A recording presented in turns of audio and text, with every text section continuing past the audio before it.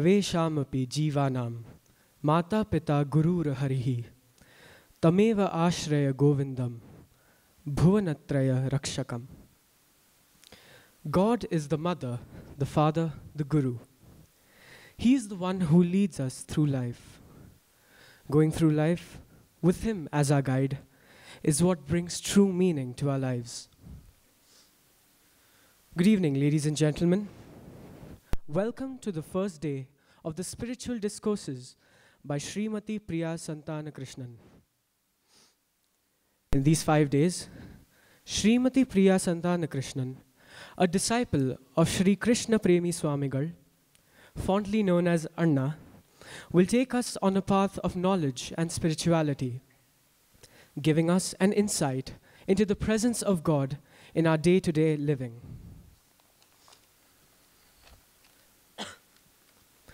Participating in this wonderful satsang would not have been possible without the benevolent leadership of His Majesty Sultan Qaboos bin Saeed and the wonderful and gracious people of Oman. We would like to thank our guests of honor, Srimati Chitra Narayan, Director and Founder, Middle East Nursery, and Mr. Ramakrishna, Group Head, Sales and Services, Retail Banking, Bank Muscat, for accepting our invitation and gracing this occasion with their presence.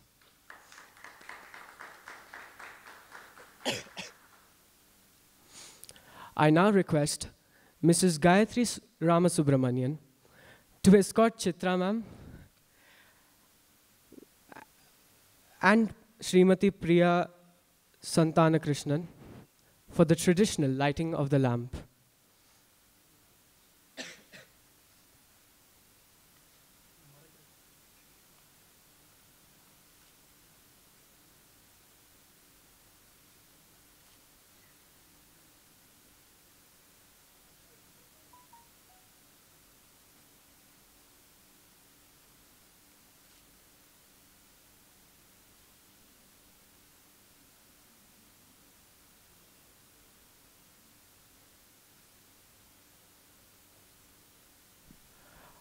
I will now hand over the mic to Mrs. Vijaya Lakshmi to tell us more about Srimati Priya and the discourse. Yatha yatha hi dharmasya glanir bhavati bharata abhyukthanam madharmasya thadatmanam srijamyaham. உலகத்தில் எப்பொழுதெல்லாம் அதர்மம் தலை தூக்குகிறதோ அப்பொழுதெல்லாம் நான் அவதரிப்பேன் என்று கூறுகிறார் மகாபாரதத்தில் ஸ்ரீ கிருஷ்ண பரமாத்மா. ஆனால் இன்றைய கலியுகத்திலோ அவதார புருஷனே கண்முன் தோன்றினாலும் அவரை கண்டுகொள்ள முடியாத அளவிற்கு தற்பொழுது அஞ்ஞானம் வளர்ந்திருக்கிறது. இதுவே கலியுக நியதியாகும். இன்றைய காலகட்டத்தில் நம்மை ஒருமைப்படுத்தி நல்வழிப்பாதைக்கு வழிநடத்தி செல்ல வேண்டுமானால் நல்லதொரு குரு அவசியம். குரு சுட்டிக்காட்டாத வித்தை சுட்டு போட்டாலும் வராது என்பது பழமொழி. நாம் எவ்வளவுதான் இணைய வழிகளில் பாடங்கள் படித்தாலும் பல பட்டங்கள் பெற்றாலும் அவை யாவும் ஒரு சில மணித்துளிகள் ஒரு நல்ல குருவிடம் கற்றதற்கு இணையாகாது. அதற்கேற்ப மிக அரிய பக்தராகிய கலியுக அவதார புருஷராக விளங்கும் ஸ்ரீ ஸ்ரீ கிருஷ்ண பிரேமி சுவாமிகளை குருவாக கொண்டுள்ள நமது சிறப்பு விருந்தினர் ஸ்ரீமதி பிரியா சந்தானகிருஷ்ணன் அவர்கள் தாம் பெற்ற பக்தி இன்பத்தினை அரேபிய மண்ணில் ஒரு ஆன்மீக பூமியான மஸ்கட்டில் நம்முடன் பகிர வந்துள்ளார். ஆன்மீகத்திற்கு மிகவும் பிரசித்தி பெற்ற நெல்லை மண்ணில் பிறந்த மின்னணு மற்றும் தகவல் தொழில்நுட்ப பொறியாளரான இவர் ஆன்மீகத்தை பற்றி எந்த ஒரு தலைப்பிலுமே மிக சரளமாக சொற்பொழிவு ஆற்றக்கூடியவர்.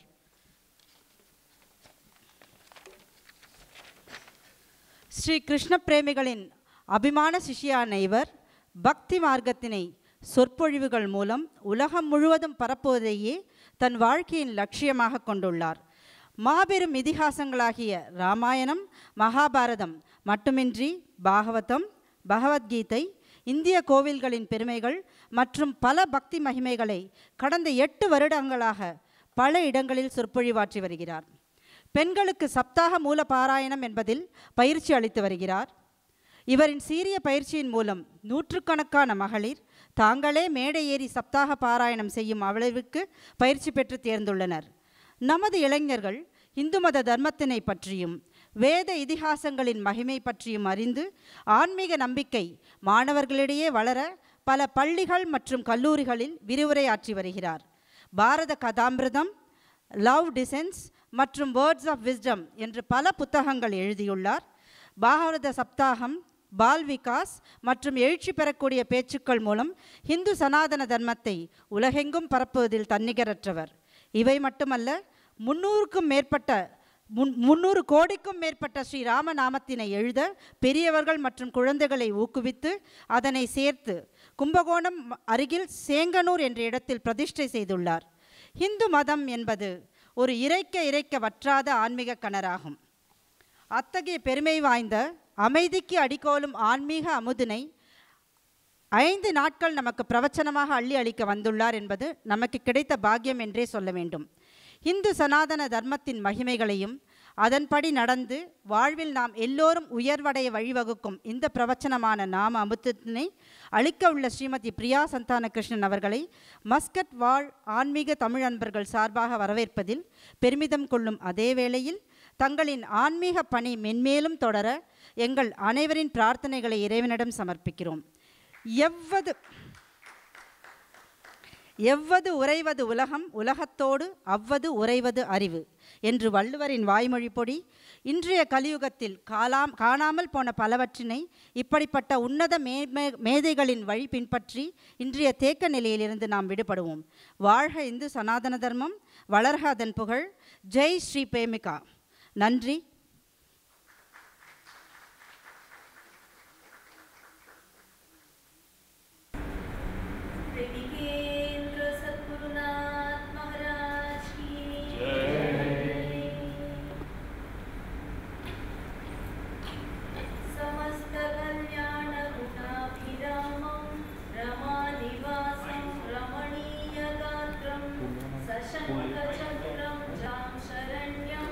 श्रीवेङ्कटेशं शरणं प्रपद्ये. श्रीमान् शेषाद्रिनिलयः शरणागतवत्सलः सर्वलोकैकनाथश्च श्रीनिवासो गतिर्मम. प्रेमवात्सल्यभावेन भक्तानुग्रहकातरं ब्रह्मादिभिः सेव्यमानं भक्तकोलाहलं भजे.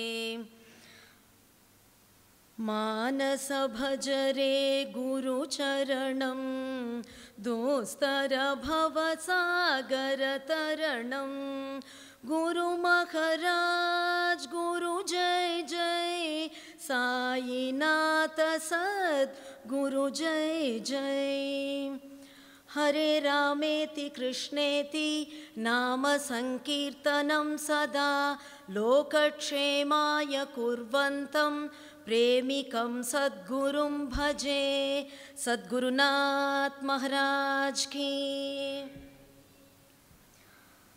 பகவானினுடைய அபரிமிதமான ஒரு கிருபையினால் இந்த மஸ்கட்டில் கிருஷ்ணன் கோவிலில் இப்படி ஒரு சத்சங்கம் நமக்கு அமைச்சு கொடுத்துருக்கான். ஒரு 5 நாட்களுக்கு பகவத்குணம் சொல்கிறதுக்கும் கேட்கறதுக்குமான பாக்கியம் நமக்கு ஏற்படுத்தி கொடுத்துருக்கான். இங்கு இந்த ப்ரோக்ராம்க்கு வந்திருக்கக்கூடிய பெரியோர்கள் எல்லோரையும் வந்திருக்கிறதுல எனக்கு ரொம்ப சந்தோஷம். எல்லோருக்கும் என்னுடைய நமஸ்காரங்கள்.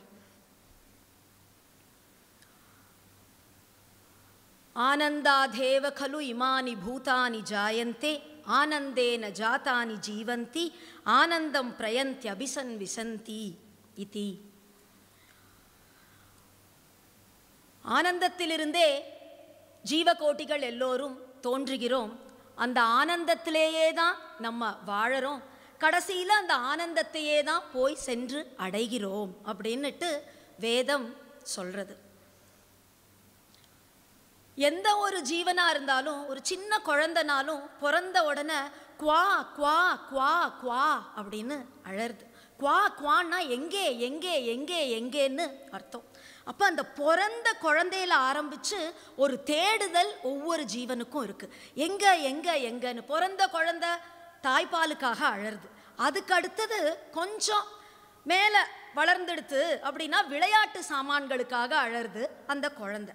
அதற்கும் மேலேன்னா ஒரு ஃப்ரெண்ட் சர்க்கிள் அப்படின்னுட்டு அதுக்கு ஏற்பட்டுடுறது. அந்த ஃப்ரெண்ட்ஸ்க்காகன்னு அதன் விஷயமான தேடுதல்கள் அதற்கு இருக்குது. அதற்கும் மேலே அப்படின்னா ஒரு கல்யாணம் பண்ணிக்கணும், குடும்பம், நல்ல மனைவி அமையணுமே, நல்ல குழந்தைகள் ஏற்படணும், நல்ல விதமான ஒரு வாழ்க்கை நமக்கு அமையணும்னு இப்படிப்பட்ட தேடுதல்கள் இருக்கு. இப்படி ஒவ்வொரு காலகட்டத்திலேயும் மனிதனுக்கு ஏதாவது ஒரு விஷயமான ஒரு தேடுதல் இருந்து கொண்டே இருக்கு. எப்பவும் ஒரு அப்புறம் அப்புறம் அப்புறம் அப்புறம் அப்புறம் ஏதோ ஒன்று அமைதியா திருப்தியா இருந்துட்டான், இதோட முடிஞ்சிடுது அப்படிங்கிறதே நம்ம யார் விஷயத்துலையுமே பார்க்கறது இல்லை. முதல்ல ஒரு குழந்தை ஒரு 10-15 வயசு ஆகிறதா, நல்ல காலேஜில் சீட் கிடைக்கணுமே, அவனை எங்கே கொண்டு போய் என்ட்ரன்ஸ் எக்ஸாமுக்கு சேர்க்கலாம், ஏதாவது ஒரு இன்ஜினியரிங் சீட் கிடைக்கணும், இல்லை மெடிக்கல் காலேஜில் சீட் கிடைக்கணும், இல்லை பெரிய ஆடிட்டர் ஆகணும், ஏதாவது ஒன்று நல்ல காலேஜில் சீட் கிடைக்கணும் குழந்தைகளுக்கு முதல்ல. சரி, நல்ல காலேஜில் சீட் கிடச்சி பையன் நல்லபடியாக படித்து குழந்தைகள் வெளியில் வந்தாச்சு, நல்ல வேலை கிடச்சி வேலையில் நல்லபடியாக செட்டில் ஆகணுமே, நல்ல வேலை கிடச்சாச்சு. அதற்கு மேலே நல்ல இடத்துல கல்யாணம் ஆகணுமே குழந்தைகளுக்கு, நல்ல கல்யாணம் ஆயிடுத்து. அதற்கப்புறம் குழந்தை அப்படின்னுட்டு ஒன்று பிறக்கணுமே. குழந்தை பிறந்தாலும் பையன் பிறந்துடுத்துனா ஒரு பொன் குழந்தை வேண்டாமா, அழகா ஒரு பட்டுப்பாவாடை கட்டின்னு தலையில குஞ்சலம் வச்சு பின்னிண்டு ஜல் ஜல் ஜல் ஜல்னு இப்படி ஓடினா, ஒரு நவராத்திரி சமயம்னா ஒரு குங்குமம் வச்சு எல்லாரையும் அழைக்கிறதுக்கு ஆற்றுல பொன் குழந்தைன்னு வேண்டாமான்னு பொன் குழந்தை வேணும்னு ஆசை. பொன் குழந்தைன்னு ஒன்று பிறந்துடுத்துனா என்னன்னாலும் பொண்ணுன்னு இருந்தால் ஒரு பையன்னு வேண்டாமா, கடைசி வரைக்கும் நம்மளை புள்ளதானே வச்சு காப்பாற்றுறாளோ இல்லையோ அது தெரியல, ஆனால் ஒரு பையன் வேண்டாமா நம்மளை கடைசி வரைக்கும் நம்ம கூட இருக்கிறதுக்குன்னு பையனு பிள்ளை குழந்தை வேணும்னு அதுக்காகன்னு ஆசைப்படுறோம். சரி, குழந்தை பிறந்தாச்சு. அதற்கப்புறம் நல்ல சொத்து சுகங்கள் எல்லாம் சேர்க்கணும். ஒரு நல்ல ஒரு அழகான ஃப்ளாட் வாங்கியாச்சு. அதுக்கு மேலே இல்லை, ஒரு இண்டிபெண்ட் ஹவுஸ் ஒன்று வாங்கணும். சரி, நல்ல அழகாக இண்டிபெண்ட் ஹவுஸ் வாங்கியாச்சு. அதற்கு மேலேயும் அப்படின்னா எங்கேயாவது ஒரு ஹில் ஸ்டேஷன், ஹாலிடே ரிசார்ட், அங்கே எங்கேயாவது ஏதாவது ஒரு சின்னதாக ஒரு வீடு வேணால் வாங்கி போட்டுடலாமா, இல்லை அடிக்கடி வெளியூருக்கு எங்கே நமக்கு பிஸ்னஸ் விஷயமா போக வேண்டியிருக்கு, இங்கே வாங்கியாச்சு, அடுத்தது இந்தியாவில் வேணால் ஒரு ஏதாவது என்னன்னு நம்ம ஊரில் வேணால் ஒரு வீடு வாங்கி அங்கே வேணால் வாங்கிடலாமா. இப்படி அதற்கடுத்தது சொத்து சுகங்கள் சேர்க்கணுமே, நல்ல கார் வாங்கணும். கார் வாங்கியாச்சு. கார் வாங்கினா அதுவும் இன்றைக்கு அந்த காலத்தில் ஏதோ ஒரு 2 மாடல் கார்னு இருக்கும். நாங்கள் ஏதோ ஒரு மாருதி, ஃபியட்னு ஏதோ ஒரு 1-2 பிராண்ட் இருக்கும். கார் வாங்கிட்டாலே பெருமை, கார் வாங்கிட்டோம் அப்படின்னு அதில் ஒரு மனசு சந்தோஷம். இப்போ எந்த கார் வாங்கினாலும் மேலே மேலே அதுக்கு அடுத்தது புதுசாக வேறு மாடல் வந்தாச்சு, இந்த கம்பெனி அந்த கம்பெனி, எது வாங்கலான்னு எவ்வளவு வாங்கினாலும் அதற்கு மேலே வாங்கணும், BMW வாங்கணும், என்ன வாங்கணும் ஏது வாங்கணும்னு மேலே மேலே மேலே மேலே அதற்கான ஆசைகள்.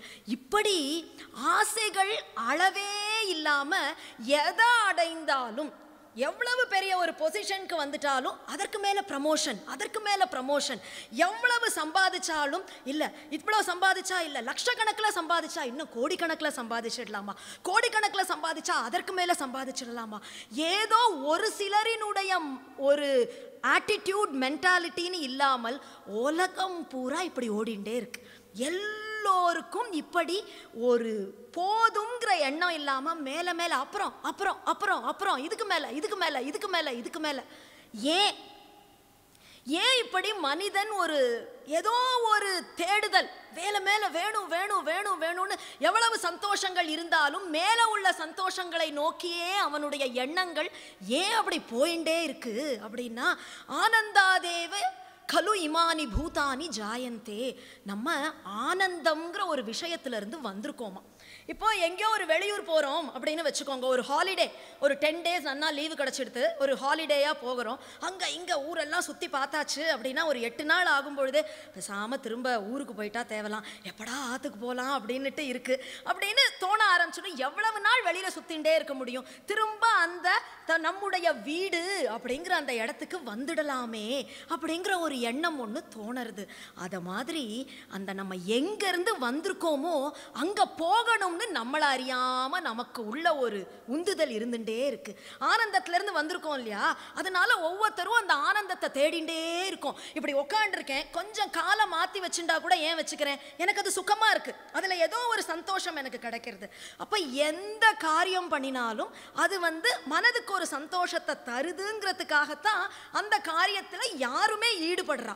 அப்போ அந்த ஒரு சுகம், எனக்கு இது சுகம், எனக்கு இது சுகமோ, எனக்கு இது சுகமோ, எனக்கு இது சந்தோஷமோ, எனக்கு இது சந்தோஷமோ அப்படின்னுட்டு மேலே மேலே மேலே மேலே நம்முடைய மனது போயிட்டே இருக்கு, தேடிண்டே இருக்கு. ஆனால் வாஸ்தவத்தில் எதுவுமே நமக்கு சந்தோஷத்தை தர மாட்டேங்கிறது. கொஞ்சம் யோசிச்சு பார்த்தோம் அப்படின்னா, படிக்கிறதுனால சந்தோஷம் நல்ல அப்படின்னா, ஒரு சிலர் ரொம்ப இன்ஜினியரிங்னு சேர்ந்துட்டா அதுக்கப்புறம் பேசாமல் டாக்டர் ஆகிருக்கலாமோ, டாக்டர்னு சேர்ந்துட்டா இல்லை இன்ஜினியரிங் சீட் கிடைக்கல என்னன்னாலும் மனசுக்குள்ள ஒரு வருத்தம் எப்பொழுதும். இப்படி எது படித்தாலும் இல்லை எல்லா படித்தவர்களும் வாழ்க்கையில் சந்தோஷமாக இருந்துடுறாளா? இல்லை. படிச்சனால மட்டும் சந்தோஷம்னு கிடைக்கிறதில்ல. கல்யாணம் ஆகலையே, கல்யாணம் ஆகலையே, கல்யாணம் ஆகலையே, எவ்வளவு வருத்தம், டென்ஷன் படுறோம் இல்லையா? ஒரு பொண்ணுக்கு ஏதோ ஒரு 24 வயசு 25 வயசு ஆயிடுத்து, இன்னும் கல்யாணம் பண்ணலை அப்படின்னா, பொண்ணுக்கு இன்னும் நீங்கள் கல்யாணத்துக்கு பார்க்க ஆரம்பிக்கலையா, பொண்ணுக்கு இன்னும் கல்யாணம் ஆகலையா, சுற்றி இருக்கிறவா கேட்கறது பாதி நமக்கே மீதின்னு ஒரே டென்ஷன். அந்த கல்யாணத்தை எப்படியாவது பண்ணி ஆகணும். கல்யாணம் பண்ணிண்டவா எல்லாரும் சந்தோஷமாக இருக்காளா? இல்லை. ஏண்டா கல்யாணம் பண்ணிட்டோம் அப்படின்னுட்டு சொல்கிறவாளைத்தான் நிறையா பார்க்குறோம். அப்புறம் கல்யாணத்தினால சந்தோஷம் உண்டா வாழ்க்கையில்? இல்லை. இல்லை கல்யாணம் பண்ணிக்காதவா எல்லாரும் சந்தோஷமாக இருந்துடுறாளா? அதுவும் இல்லை. கல்யாணம்னு பண்ணிக்கல, அப்பா நிம்மதியாக இருக்கோம்னா, கல்யாணம் என்னன்னாலும் பண்ணிட்டு இருக்கலாம், இப்படி கல்யாணமே பண்ணிக்காமல் நம்ம வாழ்க்கை போயிடுத்தேன்னு 50 வயசில் கூட ஒரு ஏக்கம் ஒன்று வருது திடீர்னு, ஐயோ பண்ணிக்காமல் விட்டுட்டோமே அப்படின்னுட்டு தோணிடுறது. அப்போ கல்யாணத்தினாலேயே சந்தோஷமா? இல்லை. குழந்தைகள்னால சந்தோஷமா? குழந்தைகள்னால கஷ்டப்படுற பெற்றோர்களை அவ்வளவு பார்க்குறோம். அப்படி கஷ்டப்பட்டு எத்தனை தியாகம் பண்ணி ஒவ்வொரு அம்மா அப்பாவும் குழந்தைகளை வளர்க்குறா. கடைசியில் அந்த குழந்தைகள் பெற்றோர்களை கொண்டு போய் ஓல்டேஜ் ஹோம் அப்படி கொண்டு போய் விட்டுடுறா. இல்லை அந்த குழந்தைகள்னாலேயே எவ்வளவு மன வருத்தங்களுக்கு ஒவ்வொரு பெற்றோர்களும் ஆளாகிறா. ஆனாலும் குழந்தை பாக்கியம்ங்கிறது ஒரு பெரிய சந்தோஷம், அது வேணும், அது இல்லைன்னா வேற பெரிய துக்கம் அப்படின்னு. அப்போ குழந்தைகள்னாலேயே வாழ்க்கையில் சந்தோஷம் ஏற்பட்டுடுமா அப்படின்னா சொல்கிறதுக்கு இல்லை. சொத்து சுகத்தினால வாழ்க்கையில் சந்தோஷமானா எல்லா கோட்டீஸ்வராலும் சந்தோஷமாக இருக்கணும் இல்லையே. கோட்டீஸ்வராளுக்கு நம்மளை விட ரொம்ப டென்ஷன், அவள் இன்னும் அதிகமாக பல டென்ஷனில் இருந்துட்டு இருக்கா. இல்லை பதவியினால் வாழ்க்கையில் சந்தோஷம் அப்படின்னா இல்லை, பெரிய பதவியில் இருக்கிறவர்கள் எல்லோரும் சந்தோஷமா இருக்கா அப்படின்னுட்டு சொல்றதுக்கு இல்லை. அப்போ இதற்காகத்தான் நம்ம வாழ்க்கையினுடைய ஓட்டமே போயின்னு இருக்கு.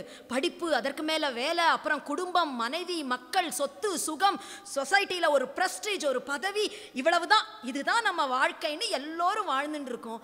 ஆனால் இது எதுனாலையும் வாஸ்தவத்தில் சந்தோஷம் நம்மளை அப்படி ஒரு சந்தோஷமாக வச்செடுத்து அப்படின்னுட்டு இல்லைங்கிறதும் நமக்கு கண்கூடா தெரியறது. எல்லார் வாழ்க்கையிலையுமே அது கண்கூடாக தெரியறது. அப்போ ஏன் அப்படின்னா, சந்தோஷங்கிறது இந்த எந்த வஸ்துவினாலையும் இல்லை, வெளியில உள்ள எந்த வஸ்துவுமே அந்த சந்தோஷத்தை நமக்கு தர முடியாது. தேடுதல் ஆத்மாவுக்கு இருக்கு. தேடுதல் அந்த ஆத்மா ஆனந்தம்ங்கிறத நோக்கி தேடுதல் இருக்கு. இந்த லோகத்தில் இருக்கிறதோ எல்லாம் அல்ப சுகங்கள், எதுக்கும் முடிவு இருக்கு. ஒரு இன்றைக்கு ரொம்ப ஒரு பெரிய துக்கம்னா துக்கமாகவே இருந்துட மாட்டோம், நாளைக்கு நமக்கு ஒரு சந்தோஷம் காத்துன்னு இருக்கு. இல்லை இன்றைக்கு ஏதோ ரொம்ப ஆரோக்கியமாக இருக்கோம் அப்படின்னா நாளைக்கு வியாதி தேடி, ரோகம் நம்மளை தேடி வந்துன்னு இருக்கு. இன்றைக்கு நல்ல யௌவனம் பலம் யங்காக இருக்கும், ஓடி ஆடி ரொம்ப அப்பா நம்மளை மாதிரி உண்டான்னு இருக்கோம்னா நாளைக்கு மூப்பு கொஞ்ச நாளில் அங்கங்கே வெள்ளையாக இப்படி தெரிய ஆரம்பிச்சிடும், இப்படி இடுப்பு இங்கே பிடிக்கும், அப்போ நமக்கு மூப்பு காத்துண்டு இருக்கு. இப்படி எதுவும் ஒரு முடிவு, இன்றைக்கு பெருமையாக இருக்கோம்னா நாளைக்கு அவமானம் வரத்துக்காக காத்துண்டு நிற்கிறது. அப்போ எதுவும் முடிவு உள்ளதாகவே இந்த லோகத்தில் இருந்துன்னு இருக்கு. இதைத்தான் நம்ம ஆனால் ரொம்ப சந்தோஷம் நினச்சின்னு இருக்கோம். மனுஷானந்தம் அப்படின்னு, மனிதர்களுக்குன்னு ஆனந்தம்னு லோகத்தில் எவ்வளவோ பார்க்குறோம், எவ்வளவோ கேட்கிறோம், எவ்வளவோ விதவிதமாக சாப்பிட்றோம், என்னென்னமோ அனுபவிக்கிறோம்னு இருந்துன்னு இருக்கு. ஆனால் நம்முடைய உபனிஷத்லாம் என்ன சொல்றதுன்னா, இந்த மனுஷானந்தத்தை மாதிரி 100 மடங்கு மனுஷ்ய கந்தர்வானந்தம் அப்படின்னுட்டு இருக்கான். அந்த மனுஷ்ய கந்தர்வானந்தத்தை விட 100 மடங்கு அதிகமாக தேவ கந்தர்வானந்தம் அப்படின்னு இருக்கான். அந்த தேவ கந்தர்வானந்தத்தை விட 100 மடங்கு அதிகமானது அஜானஜ தேவர்களினுடைய ஆனந்தம். அதை காட்டிலும் 100 மடங்கு கர்ம தேவர்களினுடைய ஆனந்தம். அதை காட்டிலும் 100 மடங்கு சாக்ஷாத் தேவேந்திரன் இந்திரனினுடைய ஆனந்தம், அதை காட்டிலும் 100 மடங்கு ப்ரஹஸ்பதியினுடைய ஆனந்தம், அதை காட்டிலும் 100 மடங்கு பிரம்மாவினுடைய ஆனந்தம், அதை காட்டிலும் 100 மடங்கு சாக்ஷாத் பரபிரம்மானந்தம் அப்படின்னு நம்ம தேடுறதும் அந்த ஆனந்தத்தை. அகம் பிரம்மாஸ்மி அப்படின்னுட்டு ஒவ்வொருத்தரும் நம்மளை ஒரு அல்பமாகவே நினைக்க கூடாது. ஒவ்வொருவரும் சாக்ஷாத் அந்த பிரம்மஸ்வரூபம், தத்துவம் அசி அப்படின்னு அந்த பிரம்மஸ்வரூபமே தான் இருக்கக்கூடிய ஒவ்வொரு ஜீவனும்னு இருக்கும் பொழுது அந்த ஆனந்தத்துக்கே உரியவர்கள், அப்பேற்பட்ட ஆனந்த ஸ்வரூபிகள்னு இருக்கக்கூடிய நாம் எங்க சொன்னேன், வரிசையா சொன்னேனே, மனுஷானந்தம் எங்க கீழே இருக்கு, 100 மடங்கு 100 மடங்கு 100 மடங்கு 100 மடங்குன்னு அந்த பிரம்மானந்தம்ங்கிறது இருக்கு. அந்த ஆனந்தத்துக்கே உரியவர்கள் நாம், அதற்குரிய தேடுதல்ல நம்ம இருக்கோம். அதனால இந்த அல்ப விஷயம் எதுவும் நமக்கு சுகத்தை தர மாட்டேங்கிறது. ஆனால் நமக்கும் அது தெரியல, நம்ம அதை தெரியல, தெரிஞ்சாலும் வரல.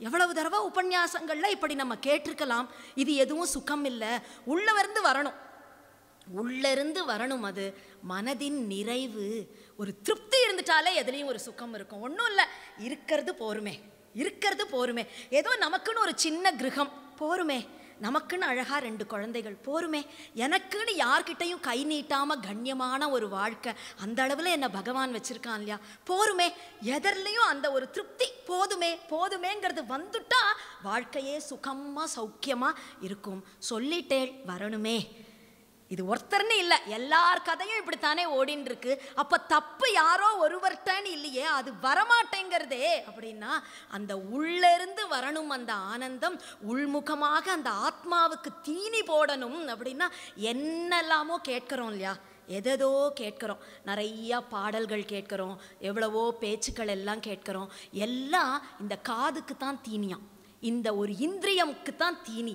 ஆத்மாவுக்கு ஆனந்தம்னா இப்படி பகவத்குணம் கேட்குறேன் இல்லையா, இப்போ உங்கள் ஆத்மாவுக்கு தீனி போயின்னு இருக்கு. அப்போ அந்த ஆத்மாவுக்கு ஏதாவது ஒன்று போகணும் அப்படின்னா, அப்போது எப்போ ஒரு குருநாதர் நம்முடைய வாழ்க்கையில் வராரோ அந்த க்ஷணத்திலிருந்து நமக்கு அந்த மனதின் நிறைவு அப்படிங்கிறது ஏற்படுறது. என்றைக்கு குரு கட்டாட்சம் நமக்கு லபிக்கிறதோ அன்றையிலிருந்து அந்த திருப்தி, அதுக்கப்புறம் வாழ்க்கையே வேறதான். எதுவும் வாழ்க்கை போறது என்னமோ, நடக்கக்கூடிய சம்பவங்கள் ஒன்னாதான் இருக்கும், எப்பவும் ஒரே மாதிரி தான் நடந்துட்டு இருக்கு. ஆனால் அதை நம்ம பார்க்கிற விதம், நமக்கு அதனால ஏற்படக்கூடிய ஒரு உணர்வுகள்ங்கிறது அது கம்ப்ளீட்டா மாறி போயிடுறது. அதற்கு மேல நாம் ஒரு குருநாதர் சந்நிதிக்கு 1000 நினைச்சுட்டு போவோம். இங்கேருந்து 1000 கவலைகளோட இதை போய் அவர்கிட்ட கேட்டுடணும், அதை போய் அவர்கிட்ட கேட்டுடணும். அங்கே போனால் எதுவுமே கேட்க தோணாது, அப்படியே மனசே அமைதியாயிடும். பேசாமல் போயிட்டு வந்துடுவோம். என்னடா என்னென்னமோ கேட்கணும்னு நினச்சோம், எதுவுமே கேட்கவே இல்லையே அப்படின்னா கேட்கலையேங்கிற எண்ணமும் இருக்காது. எதை கேட்கணும்னு நினச்சி போனோமோ அந்த பிரச்சனையே நமக்கு இல்லாமல் போயிடும். அதற்கு மேலே எல்லாம் தானாக சரியாயிடும். குரோஸ்து மௌனம் வியாக்கியானம் அப்படின்னு சந்நிதி மாத்திரம் தர்ஷனாதேவ சாதவகா, அதற்கு மேலே அவள் பண்ண வேண்டியது அப்படின்னுட்டே ஒன்றும் இல்லை. அப்போ குரோர் அனுகிரகேணைவ புமான் பூர்ணகா பிரசாந்தையேன்னு, குரு அனுகிரகத்தினால் மட்டுமே ஒரு மனிதன் பூர்ணமானவனாக ஆக முடியும். எவ்வளவு வாழ்க்கையில் அது வரைக்கும் நாம் அடைந்திருந்தாலும் இந்த ஒரு குருநாதர்னு ஒருத்தர் அடையாத வரைக்கும் நம்ம வாழ்க்கை முழுமையடைந்தது அப்படின்னுட்டே ஆகாது. இதை யார் சொல்றா? சாக்ஷாத் கிருஷ்ண பரமாத்மா சொல்றான். கிருஷ்ணன் பாடசாலையில் படிச்சுட்டு இருந்தானா, கூட சுதாமான்னு அவனுடைய நண்பன், 2 பேரும் பாடசாலையில் ஒன்றா படித்தவா. இந்த சுதாமாவுக்கு எப்பவும் ஆற்றுல போகிறச்சே வரச்சே எல்லாம் மனைவி கிட்டக்க, ஏண்டி உனக்கு தெரியுமோ என் கூட யார் தெரியுமா பாடசாலையில் படித்தா? கிருஷ்ணன் என் கூட படித்தான். நாங்கள் 2 பேரும் பக்கத்தில் உக்காண்டிருப்போம், சேர்ந்தே தான் சாப்பிடுவோம், சேர்ந்தே தான் எல்லாம் பாடங்கள் எல்லாம் கவனிப்போம், சேர்ந்தே தான் விளையாடுவோம், ரொம்ப பெருமையாக சொல்லிப்பான். அப்படி சொல்லிப்பாரான். இப்படி போச்சுன்னா திரும்ப அடுத்த நாள் ஏதோ ஒரு வேலை இப்படி போயின்னு இருந்தா, ஏன் இங்கே வாயே, உனக்கு ஒன்று தெரியுமா, நாங்கள் பாடசாலையில் படிக்கும் பொழுது என் நண்பன் யார் தெரியுமா? துவாரகாதீசண்டி கிருஷ்ணன், அவன் என்னுடைய நண்பனாக்கும். எப்படி பழகுவான் தெரியுமா, என்னம்மா பேசுவான், எப்படி விளையாடுவான். நாங்கள் 2 பேரும் அப்படி ஒருத்தருக்கு ஒருத்தர் பக்கத்துலேயே தான் படுத்துப்போம், ஒருத்தர் தட்டில் தான் ஒருத்தர் சாப்பிடுவோம், அப்படியாக்கும் நாங்கள் 2 பேரும். இந்த மனைவி கேட்பா. அதுக்கு அடுத்தது திரும்ப 2 நாள் கழிச்சு, உனக்கு தெரியுமோ பாடசாலையில் படிக்கும் பொழுது தெரியுமே கிருஷ்ணன் உங்கள் நண்பன், நீங்கள் 2 பேரும் சேர்ந்தே தான் சாப்பிடுவேள், நீங்கள் 2 பேரும் சேர்ந்தே தான் விளையாடுவேள், நீங்கள் 2 பேரும் அப்படி சேர்ந்தே தான் பாடம் படிப்பேள் தெரியுமேனா அவள் அடுத்தது பாகவதம் சொல்ல ஆரம்பிச்சிடுவாளாம். இப்படி எப்போ பாரு போனா வந்தா உக்காண்டா அழுந்தா சாப்பிட்டா தூங்கினா இந்த சுதா குச்சேலருக்கு எப்பவும் கிருஷ்ண ஸ்மரணமே தான் கிருஷ்ணனோட சேர்ந்து படித்ததையே சொல்லிகிட்டே இருப்பாராம். இப்படி இருக்க ஒரு நாள் மனைவி கேட்டுடுறா, என்ன நீங்கள் என்னமோ கிருஷ்ணன் என் நண்பன் கிருஷ்ணன் என் நண்பன்னு சொல்லிகிட்டே இருக்கேன், ஒரு நாளும் நீங்களும் அவரை போய் பார்க்கல, அவரும் உங்களை பார்க்க வந்ததா தெரியல, என்ன பெரிய ஃப்ரெண்ட்ஸ் நீங்கள் இப்படி இருக்கேளே. இவர் பார்த்தார் சுதாமா, ஆமாம் வாஸ்தவம் தானே, நம்ம ஏன் கிருஷ்ணனை போய் பார்த்தா தான் என்ன, நம்ம போகலாமே அப்படின்னு நினச்சாராம். உடனே கிளம்புறார், நேராக கிளம்பி துவாரகைக்கு போகிறார் பகவானை பார்க்கறதுக்காக. அங்கே போனால் அத்தனை பேர் காத்துருக்கா. துவாரகாதீசன் பெரிய அரசன், எப்பேற்பட்டவா எல்லாம் வெளியில் எல்லாரும் அங்கே பேட்டிக்காக காத்துருக்காளாம். ஒரு மூலையில் ஓரமாக நிற்கிறார். இவரோ ஒரு கிழிஞ்ச வஸ்திரம் கட்டின்னு இருக்கார், கையில் ஒரு பிடி அவல் ஏதோ மனைவி 4 கிரகத்தில் அதை கூட கேட்டு வாங்கி கொடுத்துருக்கா. வெக்கமாக இருக்குது, இங்கே போய் நம்ம நிற்கிறோமே, எவ்வளோ பெரியவா எல்லாம் இருக்கா, இங்கே என்ன பண்ணலான்னு இப்படி இருக்கும் பொழுது உங்களை உள்ள அழைக்கிறார். பிராமணர்கள்னு யாரு வந்தாலும் வெளியில் நிறுத்தக்கூடாதுன்னு கிருஷ்ணனினுடைய உத்தரமா. உடனே வாயில் காப்பாளன் உள்ளே போகலாம் அப்படின்னுட்டு சொல்ல நேர இவர் உள்ளே போகிறாராம். கிருஷ்ணன் பார்த்த உடனே, சுதாமா நீயா, ஓடி வந்து ஆலிங்கனம் பண்ணிக்கிறான். அவ்வளவு சந்தோஷமாக உட்காத்தி வச்சு அவனுக்கு அப்படி பெரிய அப்படி இலை போட்டு பரமாறுறா.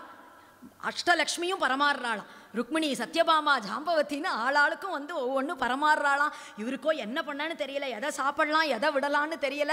விதவிதமாக கண்ணால் கூட இவர் பார்த்ததில்லை இன்று வரைக்கும். அப்பேற்பட்ட விஷயங்களை எல்லாத்தையும் அப்படி போட்டு இருக்க இப்படி பார்க்குறாரு. எப்படியோ ஏதோ கொஞ்சம் சமாளித்து இந்த பக்கம் கிருஷ்ணன் வேற பக்கத்தில் நின்று, போடு இதையும் சேர்த்து சாப்பிடு, இதை இப்படி சாப்பிடு ரொம்ப நன்னா இருக்கும் அப்படின்னு உட்காந்து அவன் வேற பக்கத்தில் இருந்து சொல்லிகிட்டே இருக்கானா.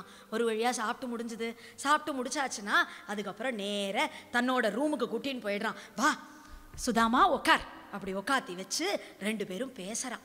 அப்போ கிருஷ்ணன் கேட்குறான், சுதாமா உனக்கு தெரியுமா, நான் துவாரகாதீசன், சாக்ஷாத் ஸ்ரீயப்பதி மகாலட்சுமியே எனக்கு பாத சேவை பண்ணுறா. எல்லா சௌக்கியங்கள் செல்வங்கள் எல்லாம் என் திருவடியில் கொட்டி கிடக்கு. நான் அப்படி இருக்கேன், நீயோ ரொம்ப ஒரு சாதாரண நிலைமையில் சாப்பாட்டுக்கு கூட கஷ்டம், குச்சேலராத்தில் சாப்பாட்டுக்கு கூட கஷ்டம். அப்படி அத்தனை குழந்தைகள், அவ்வளவு தாரித்ரியம்னு சொல்லணும், அப்படி ஒரு நிலையில் இருந்துட்டு இருக்கக்கூடியவர். நீயும் கேட்டால் அப்படி சௌக்கியமாக சந்தோஷமாக இருக்க, நானும் சந்தோஷமாக இருக்கேன். ஆனால் லோக்கத்தில் பார்த்தாலோ எவ்வளவு பணம் இருக்கிறவாளோ ஏதோ இருக்கேன்னு சொல்லிக்கிறா, பணமே இல்லாட்டாலும் ஏதோ போயின்னு இருக்கு, இவ்வளோ கஷ்டம் எனக்குன்னு சொல்லிக்கிறா. நம்ம 2 பேருமோ அப்படி சௌக்கியமாக சந்தோஷமாக இருக்கும். இது எப்படின்னு நீ நினைக்கிற?